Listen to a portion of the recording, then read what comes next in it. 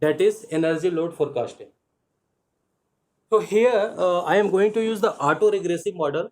Basically, the auto-regressive model structure has no input, just it has only output and is given by the following equation. This is the auto-regressive model, mathematical equation. This model structure accommodates estimation for scalar time series data which have no input channel. Means we have just output. In our case, the we have output as a energy load only. That's all.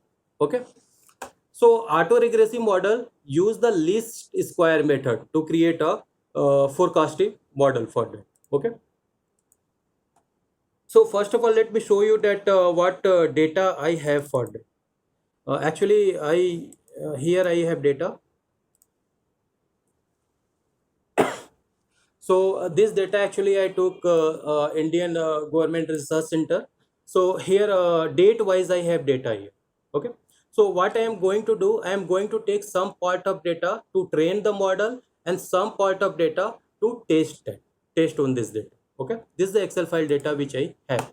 And for testing data, here I defined the what will be a range from C44522 to C44545. This data we are going to use. This is the Excel file index actually. So to read this data, we just simply I am using XLS read. Fine.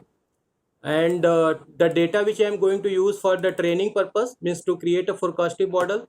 For this, this is the actually here range here from C43153 to C44522. Okay. So that both is script file. Just wait a minute. So both script file I am going to run it here, training data and testing data, the script file which I created. And my data is here which I am going to train it. Okay. And further, before training, what we do here, we have to define the sampling time. So this is a per day data. So my sampling time is 1 day. So that's why, this is a per hour data. This is a per hour data. So 1 hour is one sample in this case. Okay. So I provided a sampling time.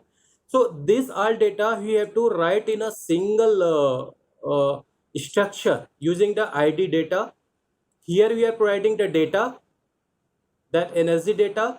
We don't have any output because in auto-regressive model we cannot use output. So I left it as a blank.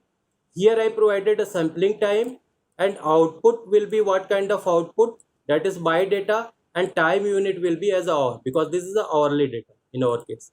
If you have further in your data, if you have trend, any kind of trend, you can remove that trend by giving the command dtrend.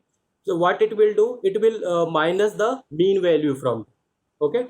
And to train the auto regressive model, order we are going to take 30 in this case. This is a hit and try method. I use hit and try method, that what will be a order for my auto regressive model.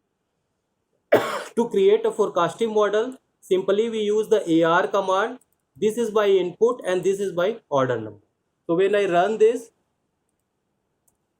I will get this model. This is my model which is created. Now we will use this auto regressive model for the forecasting. Okay. To forecast this, we use forecast command. Forecast command, and system is my model. This was my input, and whatever present data we had, we are going to forecast for the next 24 samples. Means 1 hour, 1 hour, 1 hour, like this for 24 hours. We are going to forecast this data next 24 hours. So number of samples will be 24. Here we are getting some output. This will be a forecasted output. This will be a initial state of X. These are standard deviation of it, and this is the state. X is the state, and YF is also a state. Okay, but we are concerned about this forecasted output as a YF. So when I run this, my output will be saved in a YF. Okay, fine. Now we already detrained it. We are retraining it again, making it as a, it was like before. Means again we are adding that mean which we removed from there, and further we are plotting both. That's all. Means the data which we use for the training and the forecasted data which came in this. So on which data we are forecasting? The data which we saved already for the testing. Okay. Now we have two output. One is here predicted output, and another was original output, that is measured data. If we plot both one, we'll get this result. The blue one was original output and this is the predicted output. So you can see it is almost same graph is going. This is the way how we can test our model as well. And here very simple it is. Just wait a minute.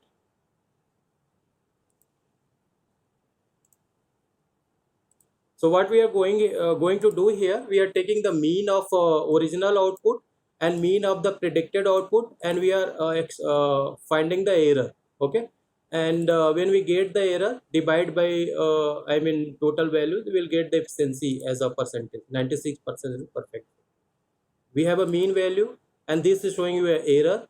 And here the mean value minus error divide by mean value, that is the original mean value into 100, will get the efficiency. So you can use mean to you can find out the root mean square error as well in this.